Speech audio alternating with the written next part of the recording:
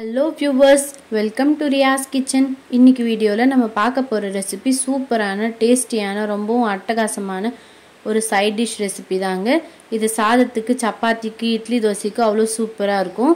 அதுதான் ஹைதராபாதி ஸ்டைல்ல egg gravy எப்படி செய்யறதுன்னு சொல்லிட்டு பார்க்க போறோம். எக் கிரேவி செய்ய முதல்ல ஸ்டவ் ஆன் பண்ணி ஒரு பாத்திரம் வச்சுக்கலாம். அதுல 1 டம்ளர் அளவுக்கு தண்ணி சேர்த்துக்கலாம். இப்போ வேக வைக்கிறதுக்காக 5 முட்டையை சேர்த்துக்கலாம். இப்போ 1/2 டேபிள் ஸ்பூன் அளவுக்கு உப்பு சேர்த்து நல்லா வேக வச்சு எடுத்துக்கோங்க. இப்போ ஒரு மிக்சர் ஜாரில் சின்ன வெங்காயம் ஒரு 15 பல் சேர்த்துக்கலாம். 5 பச்சை மிளகாய் சேர்த்துக்கோங்க. 2 மீடியம் சைஸ் தக்காளி சேர்த்துக்கோங்க.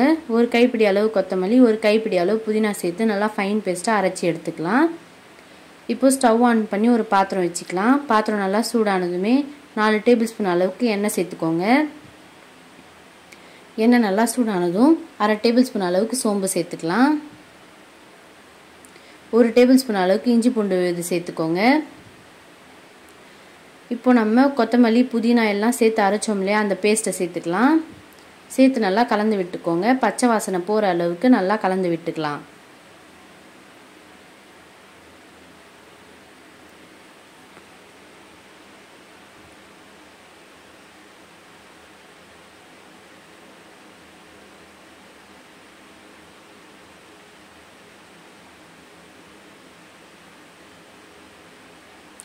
இப்போ மஞ்சள் தூள் சேர்த்துக்கலாம்.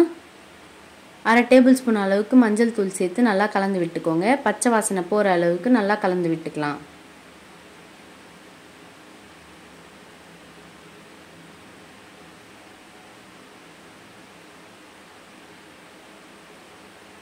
இப்போ நல்லா கலந்து விட்டு ஒரு 5 நிமிஷம் போல் மூடி போட்டு மூடி விட்டுடுங்க.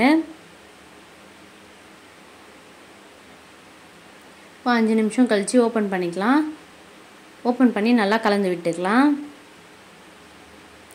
இப்போ நம்ம ஸ்பைசஸ் ஆட் பண்ணிக்கலாம். 1/2 டேபிள் ஸ்பூன் சால்ட் சேர்த்துக்கோங்க.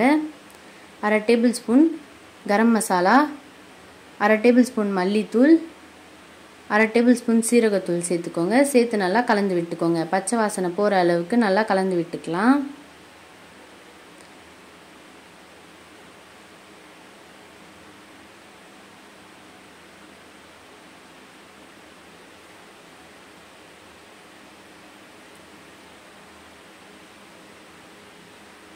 இப்போ மறுபடியும் ஒரு 10 நிமிஷம் போல் மூடி போட்டு மூடி விட்டுடுங்க.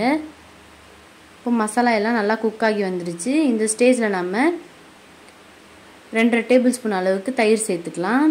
சேர்த்து நல்லா கலந்து விட்டுக்கலாம். எல்லாமே நல்லா மிக்ஸ் ஆகி வர அளவுக்கு கலந்து விட்டுக்கோங்க.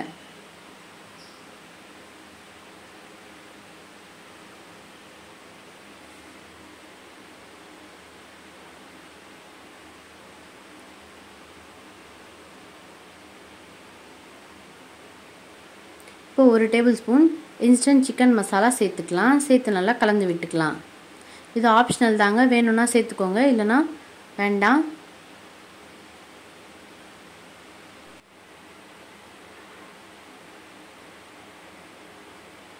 இப்போ நம்ம வேக வச்ச முட்டையை இந்த மாதிரி நடுவில் கீறிட்டு சேர்த்துக்கலாம்.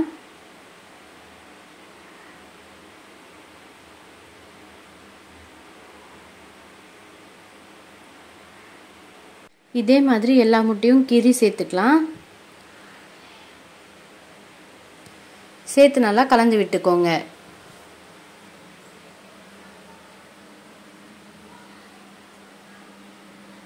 இப்போ எல்லாமே நல்லா மிக்ஸ் ஆகிற அளவுக்கு கலந்து விட்டு ஸ்டவ் ஆஃப் பண்ணிக்கலாம்.